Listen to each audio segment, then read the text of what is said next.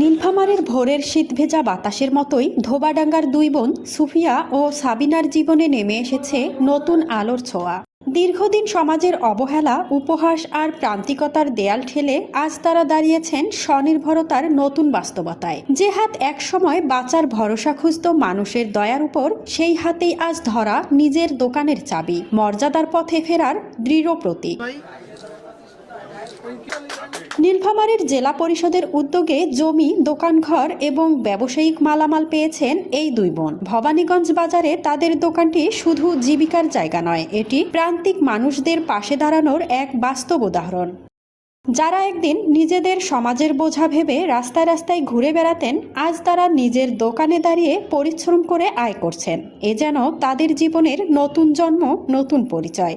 আর এই পরিবর্তনের সাক্ষী হয়ে আনন্দ প্রকাশ করেছেন এলাকাবাসী।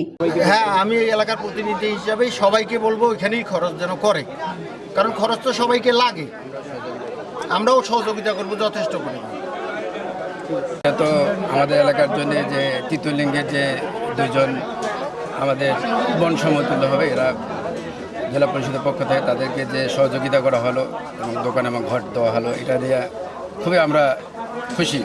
এবং বাজারে যে দোকানদার সবাই আমরা তাদেরকে অভিনন্দন জানাই, স্যারদের। দ্বিতীয় কথা আছে যে আজকে এই ভবানীগঞ্জে আমাদের মধ্যে একজন ব্যবসায়ীর মধ্যে আমাদেরকে আজকে ওনাকেও আমরা একত্রিত করলাম। এই জন্যে আমি দোকানদারের পক্ষ থেকে সবাইকে অভিনন্দন এবং খুব আনন্দময় যাপন করতেছি। তাদের মতো আরও অনেককে আত্মকর্মসংস্থানের পথে নিতে নীলফামারী জেলা প্রশাসন কাজ করছে। তৃতীয় লিঙ্গের আরও কয়েকজনকে দেওয়া হয়েছে গবাদি পশু ও আর্থিক সহায়তা, যাতে তারাও নিজের পায়ে দাঁড়ানোর সুযোগ পায়। বেসিক্যালি এই পিছিয়ে পড়া জনগোষ্ঠীকে সামনে নিয়ে আসার জন্য, তাদের কর্মসংস্থান তৈরি করার জন্য এবং তাদেরকে আত্মবিশ্বাসী করার জন্য যে তারা আমাদের মতোই। তো তৃতীয় লিঙ্গের আমরা এখন পর্যন্ত এর আগে দুজনকে আমরা ছাগল গরু দিয়েছি, হ্যাঁ, তারা যেন একটা খামার তৈরি করতে পারে। আজকে যে দুজন আমরা উপকারভোগী দেখতে পাচ্ছি, তারাও তৃতীয় লিঙ্গের। তাদের সুফিয়া এবং সাবিনা, তাদেরকে এই যে জেলা প্রশাসন থেকে দোকান ঘর করে দেওয়া, দোকানের জমি দেওয়া হয়েছে, আমরা তাদের মালামাল থেকে দোকান ঘর সাজিয়ে দিচ্ছি, তাদের কিছু নগদ দিচ্ছি। উদ্দেশ্য একটাই, যে এই পৃথিবীটা একটা বাসযোগ্য হোক সবার জন্য। এদিকে দোকানের প্রথম ক্রেতা হিসেবে উপস্থিত ছিলেন জেলা প্রশাসক মোহাম্মদ নাইরুজ্জামান। তার এই অংশগ্রহণ শুধু আনুষ্ঠানিকতা নয়, বরং সমাজের এক সময়ের অবহেলিত মানুষের প্রতি সম্মান প্রদর্শনের প্রতীকী মুহূর্ত।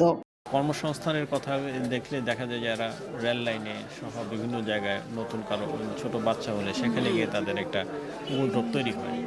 সেটা কিন্তু এমনি হয় না। আমরা যদি আমাদের মেইন স্ট্রিমে না আসে, তাদের যদি কর্মসংস্থান না থাকে, তখন তো মানুষ অন্য পর্যায়ে যাবে। এবং তারা অলরেডি দীক্ষিত, তারা মোটিভেটেড, তারা চায় কিছু ভালো কিছু করবে এবং তাদের নেতৃত্বেই অন্যরা, তারা যখন প্রতিষ্ঠিত হবে, অন্যরা যারা অন্য পথে আছে তারাও এখানে চলে আসবে। আমরা চাই আমরা সব মানুষ একই সৃষ্টিকর্তার সৃষ্টি, সবাই সমানভাবে চলবো। আমাদের রক্ত যেরকম গায়ে একই রক্ত, একই কালার, আমরা সবাই মিলেমিশে এক সমাজে বসবাস করব, কেউ পিছিয়ে থাকবো না। পরিবর্তনের এই গল্পই প্রমাণ করে, সহায়তা, সুযোগ আর সম্মান পেলে প্রত্যেক মানুষই ফিরে আসতে পারে মর্যাদা আর নতুন পরিচয়ের পথে। নীলফামারী থেকে সাদিক বাদলের তথ্য ও ভিডিও চিত্রে মাজহাবিন মৌ, দেশ নিউজ বিডি 24।